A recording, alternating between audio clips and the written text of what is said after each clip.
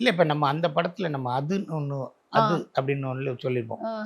அதுக்கு வந்து என்ன சொல்லியிருக்கலாம்னா, எப்படி ஆ. அப்படிங்கிற மாரிலாம் யோசிச்சோம். பிளான்ஸ் அந்த இருந்தது. அந்த இருந்துச்சு. ஆ. அப்புறம் அது அப்படிங்கிறது செட் ஆயிடுச்சு. ஆ. அத நம்ம பண்ணிட்டோம்.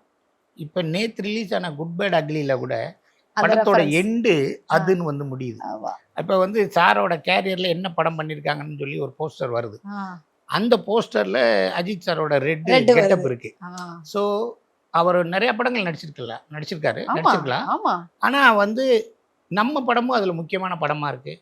நம்ம சொன்ன வார்த்தைகளும் முக்கியமானதா இருக்கு அப்படிங்கிறதுல ஒரு பெருமையான விஷயம் தான். நம்ம எழுதுறப்போ, எடுக்கிறப்போ அது இந்த அளவுக்கு காலம் கடந்து நிக்கும் அப்படிங்கிறது தெரியல. ம். ஆனா அது அஜித் சார் சொல்லியிருக்காரு. ஆ.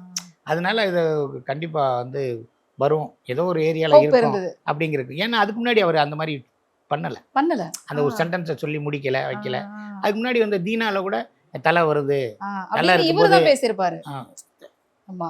ஆமா. தல ஆமா. வருதுல, தல இருக்கும்போது வாழலாம் ஆடக்கூடாது அப்படி இப்படின்னு தலன்னு இருக்கும். ம். அதுக்கப்புறம் நம்ம இந்த இது அதுன்னு வச்சோம். ம். இந்த படத்துலன்னு சொன்னோம்னா என்ன வரணும்? ஒரு ம். சென்டென்ஸ் வரணும்ல. ம். அதுக்கு நம்ம அத ஒண்ணு வச்சோம். அது மெனக்கட்டோம். அது இன்ன வரைக்கும் இன்ன இருக்கு. வரைக்கும் இருக்குன்றதுல இன்னமும் ஹாப்பி. இப்ப அதுக்கப்புறமே அதையே நம்ம ரிப்பீட் பண்ணோம். ஆ. அது வேண்டாம் அப்படின்னு சார் சொல்லல பாருங்க. ஆ. குட் பேட் அக்லி வரைக்கும் ஆமா. இதுல பண்ணுவோம். கண்டிப்பா பண்ணுவோம். ஆ. அத சொல்லுவோம்னு சொன்னார்ல. ஆ. அது சாருக்கு தான் நன்றி சொல்லணும்.